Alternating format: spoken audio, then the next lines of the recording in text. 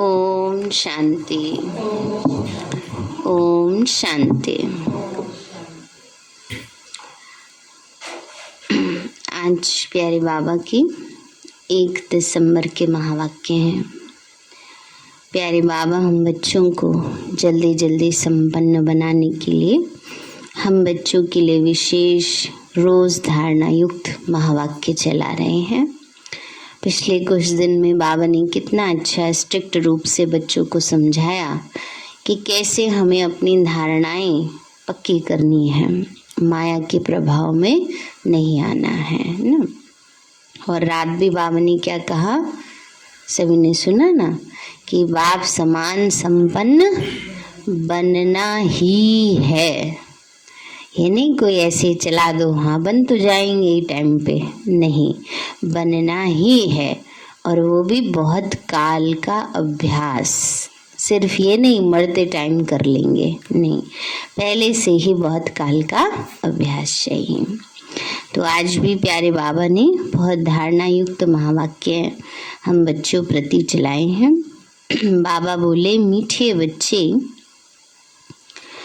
क्रोध भी बहुत बड़ा कांटा है, इससे बहुतों को दुख मिलता है, इसलिए इस कांटे को निकाल सच्चे सच्चे फूल बनो।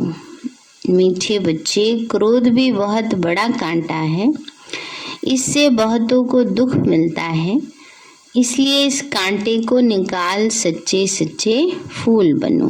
प्रश्न है, कांटे से फूल बनने वाले बच्चों को बाप कौन सी आदत मना धैर्य देते हैं। बाबा बोले, बच्चे अभी तक कांटे से फूल बनने में जो माया विघ्न डालती है, यह विघ्न एक दिन खत्म हो जाएंगे। तुम सब स्वर्ग में चले जाएंगे। यह कलयुगी कांटे खत्म हो जाएंगे। तो बाप ने तुम्हें संगम युगी पॉट में डाला है। माया भले मुरझा देती है ना। बाबा ने हम बच्चे जो फूल बने हैं, हमें संगम युग के अलग से फ्लावर पॉट में रखा है। बाबा ने कहा, माया भले मुरझा देती है, लेकिन ज्ञान का बीज अविनाशी है। यह बीज विनाश नहीं हो सकता ना। बाबा ने कहा, ज्ञान का बीज अविनाशी है तो फलीभूत अवश्य होता है। जो पेपर वाले फ्लावर्स होते हैं, उनमें से थोड़े ही नहीं निकलेंगे, लेकिन चाहे गुलाब है, चाहे कोई भी है, चाहे भले सूख जाए, पर जहाँ भी बीज पड़ेगा तो उससे दोबारा से फल निकलेंगे। गीत है, न वो हमसे जुदा होंगे, न उल्फत दिल से निकलेगी। ओम शांति। शिव बाबा ब्रह्मा के तन से मीठे मीठे सिक्के लदे रूहानी बच्चों प्रति गुह्य राज व ज्ञान समझा रहे हैं। एक तो बच्चों ने गीत सुना कि बाबा हम आपके ऊपर बलि चढ़ेंगे, भले कितने भी सितम सहन करने पड़े। सितम क्यों होते हैं? क्योंकि मनुष्यों को जहर माना विकार नहीं मिलता। यह तो बच्चे जानते हैं कि हम न आत्मा को न परमात्मा को जानते थे, ना ही अपने आप को न बाप को जानते थे। इसलिए जैसे जानवर बुद्धि थे। लौकिक संबंध में तो अपने को जानते हैं, बाप को भी जानते हैं। इस समय के मनुष्य अपने को और पारलौकिक बाप को बिल्कुल ही नहीं जानते। कह देते हैं परमात्मा का तो कोई नाम रूप देश काल है ही नहीं, तो फिर तो आत्मा का भी नहीं होना चाहिए, क्योंकि उनके अकॉर्डिंग तो आत्मा सो परमात्मा। तो जब आत्मा का कोई नाम रूप देश काल नहीं है, तो जब परमात्मा का नहीं है तो आत्मा का भी नहीं होना चाहिए। तो आत्मा को भी वे लोग जानते नहीं, कह देते हैं आत्मा सो परमात्मा। अभी तुमने जाना है, वह तो सिर्फ नाम मात्र कह देते हैं। आत्मा और जीव है। आत्मा अविनाशी है, जीव विनाशी है। अच्छा, आत्मा क्या चीज है? उनका रंग रूप क्या है? नाम तो जानते हैं ना कि आत्मा है, परंतु वो कैसी है, क्या करती है, कैसे कैसे पार्ट बजाती है, कितना समय पार्ट बजाती है। इस आत्मा की नॉलेज को कोई वर्णन कर न सके। अभी तुम जानते हो आत्मा छोटा स्टार है। आत्मा में ही सारा 84 जन्मों का पाठ अविनाशी नूंधा हुआ है। शंकराचार्य की आत्मा भी अपना पार्ट बजा रही है। यह भी कोई नहीं जानते कि आत्मा कैसे सतो प्रधान फिर सतो रजो तमो में आती है। सिर्फ कह देते हैं कि भ्रकुटी के बीच में चमकता है एक अजब सितारा। बस और कुछ नहीं जानते। इतना ही ज्ञान है आत्मा के बारे में कि बाबा कहते हैं बच्चे बस ये जानते हैं भ्रकुटी के बीच में सितारा चमकता है, बस और कुछ नहीं जानते। आत्मा को नहीं जाना, गोया परमात्मा को नहीं जाना। इस समय ये है कांटों का जंगल, सब कांटे हैं। न रचयिता परम पिता परमात्मा को जानते हैं, न रचना के आदि मध्य अंत को जानते हैं। तो तुम बच्चे आत्मा और परमात्मा को जानते हो, सो भी नंबरवार पुरुषार्थ अनुसार। बहुत बच्चे हैं जो यथार्थ रीति नहीं जानते। देहाभिमान में रहने के कारण पूरी धारणा नहीं होती। नंबरवार तो है ना। पूछते हैं बाबा ऐसे क्यों है? बाबा कहते बच्चे यह राजधानी स्थापन हो रही है। अब कम धारणा वाले भी तो चाहिए ना, सारी पूरी धारणा कर लेंगे तो सारी राजा महाराजा। तो इसलिए बाबा कहते बच्चे राजधानी स्थापन हो रही है, इसमें सब प्रकार के जरूर चाहिए। पत्थर बुद्धि हो तब तो कम से कम पद पाए। अगर खुद जानते हो तो औरों को भी समझाएं। बाबा कहते सारे इंटेलिजेंट हो जाएं तो सारे राजा बन जाएं, फिर दास दासी कहाँ से आए। इसलिए बाबा कहते किसी भी आत्मा के पाठ को देखकर मन में संकल्प नहीं चलाओ, क्योंकि उसका पद ही वैसा है ना। बाबा ने कहा बच्चे परंतु ऐसे भी कोई चाहिए तब तो कम पद मिलेगा ना। कहाँ राजा कहाँ प्रजा, कितना फर्क है। यहाँ तो राजा प्रजा सबको दुख है। सतयुग में ना राजा को दुख ना प्रजा को, परंतु मर्तबे में फर्क है। पूरी धारणा न होने के कारण किसी को समझा नहीं सकते, फिर कोई ना कोई कांटा लगता रहेगा, कभी लोभ का कभी मोह का, भूतों की प्रवेशता होती रहेगी। ये भी होना है जरूर। बाबा ये भी टेंशन दिला रहे हैं। कई बार कई बच्चों को अपने ऊपर ही आ जाता है, बाबा अब तो हम आपके बन गए, क्यों आती है माया हमारे पास। या दूसरे भी कह देते हैं, बाहर वाले भी कह देते हैं, अच्छा तुम तो कहते हो भगवान पढ़ाते हैं, भगवान मिल गए, फिर तुम्हारे ऊपर परिस्थिति क्यों आती है। कर्म अनुसार। दूसरी बात, एग्जाम भी तो वही देते हैं जो पढ़ते हैं। जो पढ़ने ही नहीं जाते स्कूल में उनको थोड़ी पेपर देना पड़ता है। तो कहो हमारी पढ़ाई बड़ी ऊंची है इसलिए एग्जाम भी तो हम ही देंगे ना, दूसरा थोड़ी देगा ना। एग्जाम नहीं देंगे तब तक डिग्री कैसे मिलेगी, डिग्री नहीं मिलेगी तो सतयुग में कैसे जाएंगे, है ना। कहो आप एग्जाम थोड़ी दे रहे हो, हम दे रहे हैं। तो इसलिए एग्जाम हम दे रहे हैं तभी तो हमें डिग्री मिलेगी ना। आप पढ़ो तो आपको भी देने पड़ेंगे, फिर वो कहीं ऐसे डर ना जाए। तो युक्ति से समझाना चाहिए। तो बाबा ने कहा ये भी जरूर होना है ना। तुम हो प्रजापिता ब्रह्मा कुमार कुमारियां। प्रजापिता का बाप कौन है? कौन है? शिव बाबा है। बाकी शिव का बाप तो कोई होता नहीं। ये ब्रह्मा विष्णु शंकर भी शिव की रचना है, तो सब हो गई आत्माएं। परम पिता परमात्मा तो एक है। कहाँ विष्णु शंकर अथवा लक्ष्मी नारायण आदि कोई भी मनुष्य आत्मा में कभी गति सदगति का वर्षा मिल नहीं सकता। मनुष्य न आत्मा को यथार्थ जानते न परमात्मा को यथार्थ जानते।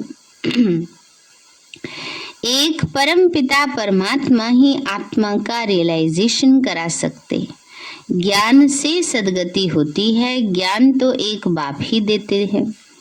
कोई कोई बच्चे फिर यज्ञ की स्थूल सेवा भी बहुत करते हैं। इस सब्जेक्ट में भी मार्क्स मिलती हैं। अब तुम बच्चों को बाप अमर कथा तीजरी की कथा सुनाते हैं ना। बाबा ने कहा बच्चे सेवा में सब प्रकार के नंबर है, स्थूल के भी, मनसा वाचा कर्मणम। फिर बाबा कहते बच्चे बाबा अभी हमें अमर कथा तीजरी की कथा सुनाते हैं। अमर कथा अमर आत्मा का ज्ञान देते हैं। तीजरी की कथा तीसरा नेत्र कैसे खुले उसका ज्ञान देते हैं ना। ज्ञान का तीसरा नेत्र खुल गया है ना अभी सबका। तो यह वास्तव में कथा नहीं है, ये तो रूहानी ज्ञान है।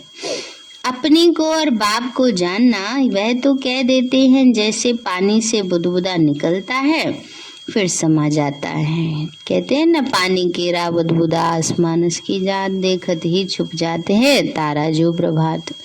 सोचते हैं सागर है परमात्मा, उसमें बुदबुदे उठते रहते हैं और उसमें समाते रहते हैं। तो बाबा कहते हैं आत्मा तो अजर अमर विनाशी है, उसमें से कैसे वो हो सकती है।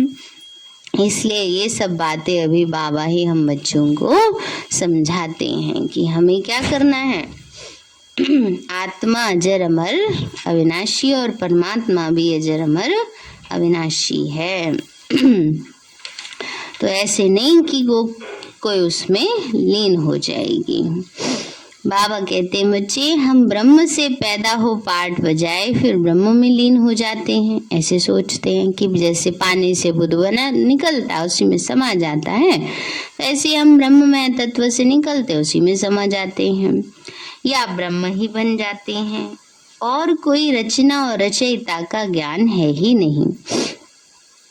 ज्ञान तो बाप ही आकर समझाते हैं, इनका नाम है शिव। फिर उनको कोई रुद्र भी कहते, कोई पाप कटेश्वर भी कहते।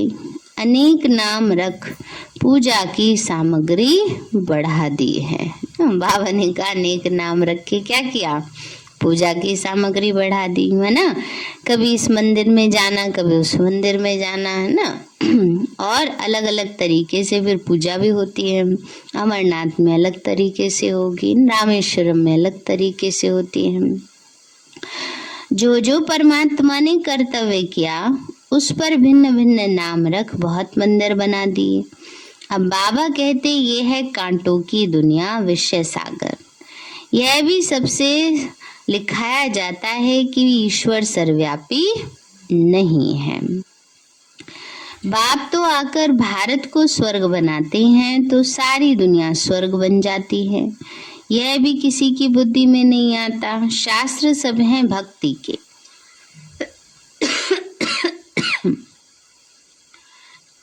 बाकी हर एक को अपने अपने काम का ज्ञान है। जैसे बढ़ई को बढ़ई का ज्ञान है, डॉक्टर को डॉक्टरी का ज्ञान है ना। कारपेंटर होते हैं ना, उनको उसका पता है कैसे लकड़ी में से कुर्सी बनेगी, मेज बनेगी, सोफा बनेगा। ऐसे ही बाबा कहते तुम्हें ये ज्ञान है, ये है रूहानी ज्ञान। तो जो एक परमात्मा ही आकर देते हैं, मनुष्यों को ये पता ही नहीं कि परमात्मा किसको कहा जाता है। गीता में श्री कृष्ण का नाम डाल दिया है। मुख्य बात है ही ये, माए बाप को खंडन कर दिया तो बाकी सब शास्त्र ही झूठे हो गए। माई बाप माना गीता, है ना। जो गीता है वो सभी शास्त्रों का आधार है। अब उसी में शिव बाबा के बदले श्री कृष्ण का नाम डाल दिया तो बाबा ने कहा और जो शास्त्र हैं तो उनकी और वैल्यू कम हो जाती है। बाबा कहते हैं बच्चे, झूठे पत्थरों की भी खानियां होती हैं। यह भी जैसे झूठे पत्थर पारस बुद्धि वाले रहते पारसपुरी सतयुग में, यह तो है नरक। बुलाते हैं हे पतित पावन आओ, तो जरूर पतित हैं। नरक और स्वर्ग दोनों भारत में ही हैं। कोई मरते हैं तो कहते हैं स्वर्ग गया। यह बुद्धि में नहीं आता कि स्वर्ग तो सतयुग को कहा जाता है। परमात्मा स्वर्ग की स्थापना करते हैं, ना कि नरक की। रावण राज्य कब से शुरू होता है यह भी किसी को पता नहीं है। भले शास्त्र बहुत पढ़ते हैं, ब्रह्मचर्य में भी रहते हैं, परंतु पैदा तो विकार से होते। साधु सन्यासी भी साधना करते, बाप से मुक्ति मांगते हैं क्योंकि छी दुनिया में रहना नहीं चाहते। अब बाबा कहते पहले आत्मा को जानो कैसे जन्म मरण में आती है, कैसे सच्चे सोने में खाद पड़ती है, कैसे 84 जन्मों का पाठ बजाती है। सबसे जास्ती पाठ है तुम्हारा। जो देवी देवता थे वही पूरे 84 जन्म लेते हैं। लक्ष्मी नारायण ने राज्य किया फिर कहाँ गए? उनकी आत्मा ने जरूर जन्म तो लिया होगा, अब वो कहाँ है कोई जानते नहीं। क्रिश्चियन लोग जानते हैं कि क्राइस्ट इस समय बैगरी पार्ट में होगा। तुम तो अच्छी रीति जानते हो, लक्ष्मी नारायण जो स्वर्ग के मालिक थे उन्हों को ही पुनर्जन्म ले 84 जन्म पूरे करने हैं। सभी आत्माएं 84 जन्म नहीं लेंगी ना, सारे तो नहीं लेंगे। जो सतयुग में जाने वाले हैं सिर्फ वो लेंगी। सतयुग में भी पहले नंबर जन्म वाले। बाकी जैसे जैसे आगे बढ़ती जाएंगी आत्माएं, वैसे वैसे उनके जन्म कम होते जाएंगे। 2 जन्म बाद आएंगी तो 82 जन्म लेंगी, 4 जन्म बाद आएंगी तो 80 जन्म लेंगी। पॉपुलेशन जैसे बढ़ेगी सतयुग की ना, 9 लाख आत्माएं ऐसी हैं जो पूरे 84 जन्म लेती हैं। बाबा कहते हैं बच्चे, यह भी ज्ञान बुद्धि में धारण करने का है। योग में रहने के सिवाय कांटे से फूल बन नहीं सकते। योग नहीं है तो बाबा कहते परिवर्तन नहीं है, कांटे से फूल नहीं बन सकते हम। योग से ही विकर्म विनाश होंगे और सतो प्रधान फूल बनेंगे। जब तक यहाँ हैं तब तक कुछ न कुछ कांटेपन का अंश रहता है। फूल बन गए फिर तुम यहाँ रह नहीं सकेंगे। फूलों का बगीचा तो सतयुग को कहा जाता है। अभी तो तुम कांटों के जंगल अथवा रावण के राज्य में हो। सब तो कांटे ही कांटे हैं।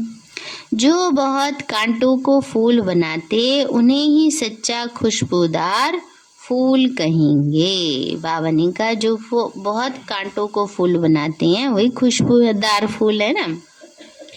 दुनिया में फूलों में इतनी या कोई माली में इतनी ताकत नहीं है कि वो कांटे को फूल बना दे ना। फूल उगा सकते हैं वैरायटी, कोई खुशबूदार कोई बिना खुशबू वाले, लेकिन कांटे को फूल बनाना है किसका काम है? शिव बाबा का ना। तो बाबा कहते हैं बच्चे, अभी तो तुम कांटों के जंगल अथवा रावण के राज्य में हो। सब कांटे ही कांटे हैं। जो बहुत कांटों को फूल बनाते उनको खुशबूदार फूल कहा जाता। एक फूल होता है जिसको किंग ऑफ फ्लावर कहते हैं। सफेद होता है, टेबल पर रखा जाता है, फिर खिलता रहता है, खुशबू बढ़ती रहती है। ऐसा फूल कोई होता नहीं। अब किंग फूल है तो क्वीन भी चाहिए। तो क्वीन कौन सी है? फूल के पीछे आता है ना रात की रानी। तो रात की रानी है गुलाब, मोतिया आदि अच्छे अच्छे फूल हैं। फ्लावर शो दिखाते हैं ना, वहाँ सब अच्छे अच्छे फूल ले आते हैं। जो अच्छे अच्छे फूल लाते हैं उनको इनाम मिलता है ना। तो तुम भी फूलों का बगीचा बनाते हो। शिव पर फूल चढ़ाते हैं, उसमें रतन जोत भी है, अक्के फूल भी चढ़ाते हैं।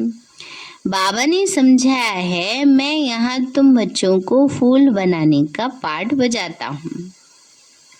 मैं जानता हूँ कौन गुलाब के फूल हैं, कौन मोतियाँ हैं, कौन रतन जोत है और कौन अक है। सबसे छीछी होता है अक का फूल। उसकी चलनी कांटों में सलोती है।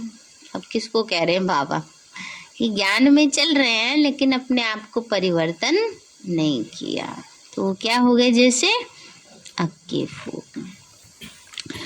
कोई कोई बहुत तीखे कांटे हैं।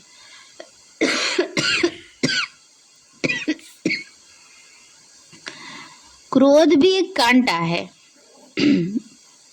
बहुतों को दुख देते हैं।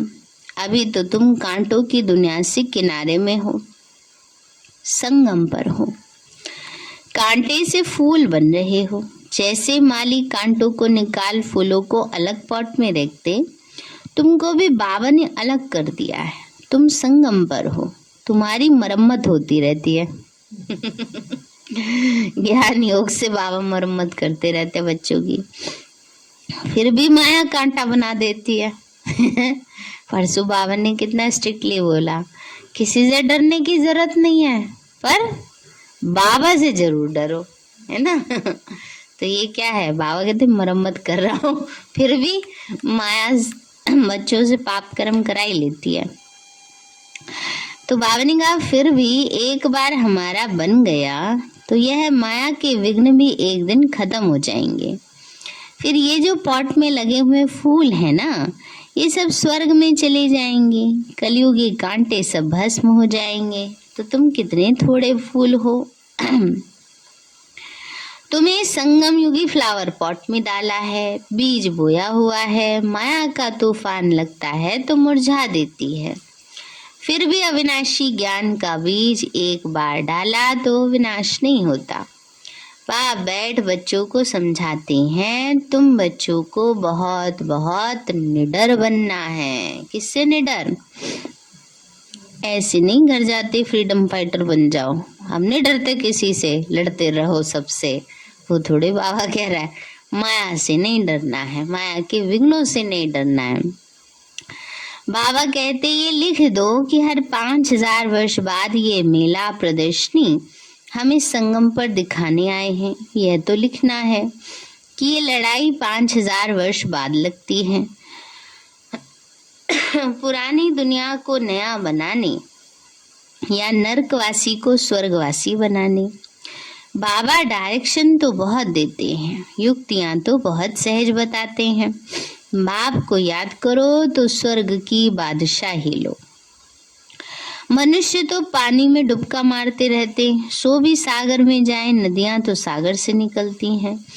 नदियों का बाप है सागर, वहां जाकर स्नान करो, परंतु वह खारा। इसलिए नदियों में स्नान करते अभी तुम ज्ञान सागर के बच्चे हो। ज्ञान सागर पतित पावन बाप है, तुम उनके बच्चे हो। तो जितना जास्ती सर्विस करेंगे तो समझा जाएगा कि ये अच्छा फूल है। बाबा कहते हैं सेवा से पता चल जाता है, अवस्था से पता चल जाता है कि ये अच्छा फूल है। देखने से पता चल जाता है ना कि ये फूल अच्छा है, कैसा है। प्रदर्शनी में भी घड़ी घड़ी अच्छे फूलों को बुलाते हैं। समझते हैं फलाने हमसे होशियार हैं, परंतु होशियार का फिर गार्ड भी रखना चाहिए। बाबा हमेशा समझाते हैं, कभी क्रोध है, घर जाके क्या होगा ये बताओ। हैं, इसी बात पे कायम रहेंगे ना सभी। कभी क्रोध नहीं करो, प्यार से समझाओ। क्रोध कोई करता है तो बाबा समझते हैं इनमें बड़ा कड़ा भूत है। माँ बाप पर भी क्रोध करने में देरी नहीं करते हैं और ही दुर्गति को पालेंगे। कौन से माँ बाप? ये वाले, वो वाले भी कर देते हैं, मर्डर भी कर देते हैं आजकल तो। लेकिन यहाँ पर कल भी बाबा ने कहा ना, ब्रह्मा बाबा की इंसल्ट कर देते हैं ना। तो बाबा ने कहा बच्चे, गरीब निवास कब गरीबों पर क्रोध करेंगे क्या? गरीब निवास बाबा आया है गरीबों को साहूकार बनाने। यहाँ जो पदम पति हैं दूसरे जन्म में नौकर चाकर बनेंगे। गरीब जो अच्छी रीति पढ़ेंगे वह जाकर राजा रानी बनेंगे। ऐसे भी सेंटर्स पर आते हैं जो ईश्वरीय सेवा में कुछ नहीं देते हैं। उनको पता ही नहीं कि थोड़ा भी बीज बोने से हमारा भविष्य कितना ऊंचा बनेगा। सुदामे का मिसाल है ना। बाबा कहते हैं बाबा के कार्य तो हो ही जाने हैं। बाबा ने परिवार में नियम क्यों बनाया है?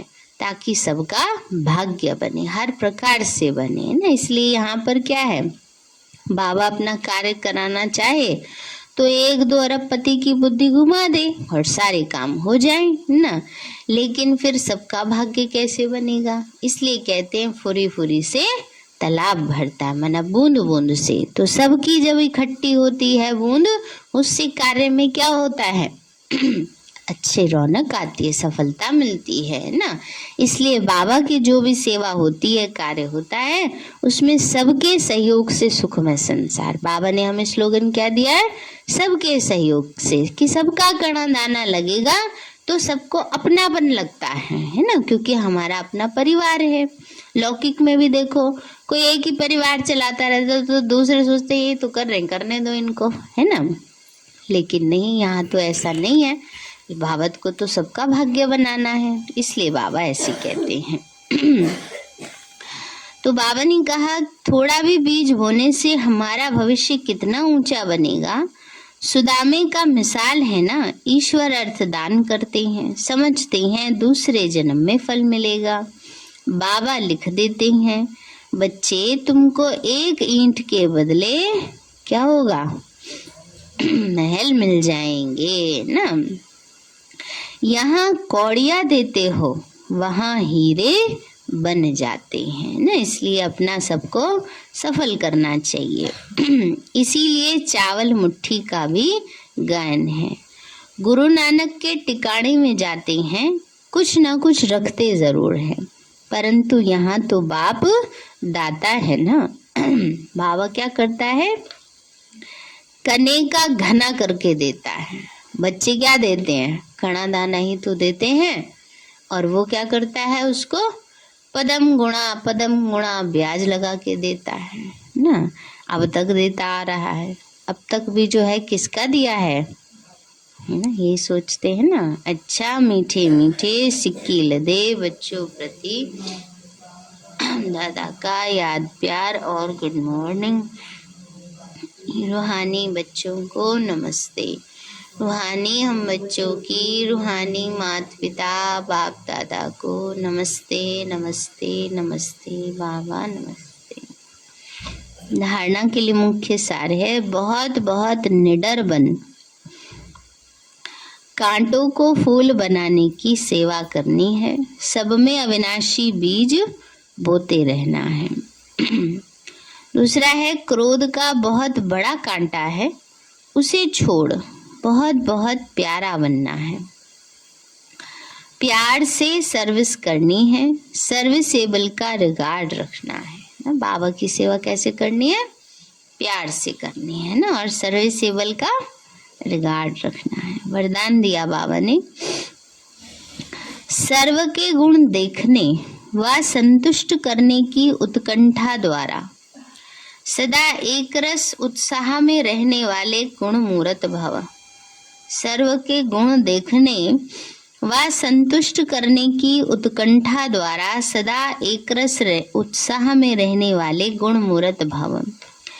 बाबा बोले, सदा एक रस उमंग उत्साह में रहने के लिए जो भी संबंध में आते हैं उन्हें संतुष्ट करने की उत्कंठा हो। जिसको भी देखो उससे हर समय गुण उठाते रहो। सर्व के गुणों का बल मिलने से उत्साह सदा काल के लिए रहेगा।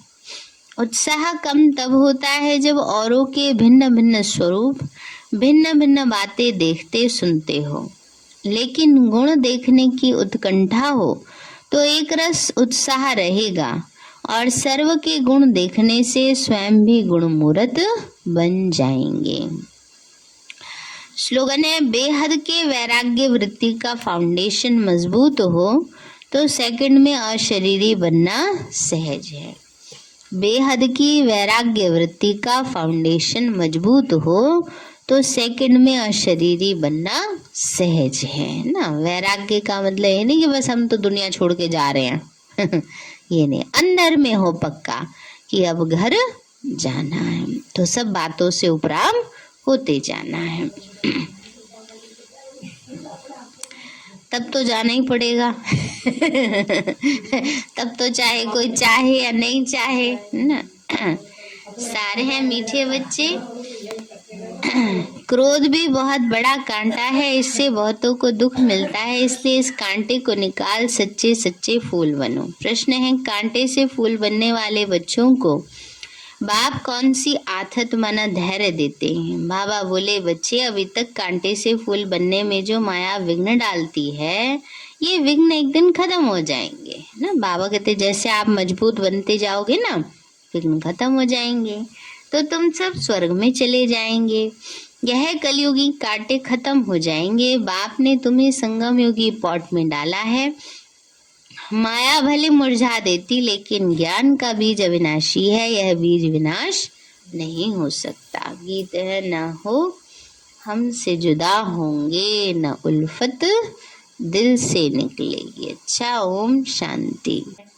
दिसंबर का महीना और जनवरी का महीना विशेष सभी को पुरुषार्थ का लक्ष्य रखना है। तो बहुत सारे सेंटर्स पर आज से रेस शुरू हुई है, आप सबके लिए भी रख दे रेस, करेंगे सभी पुरुषार्थ।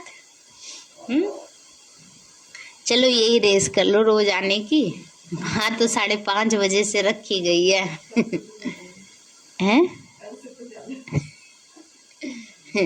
और सेंटर्स पे तो 5:30 या 6 से रखी गई है। चलो जो सबसे पहले आएगा 6:30 या 7 बजे, लेकिन यहाँ चलो यही लक्ष्य रख लो कि रोज आएंगे, है ना।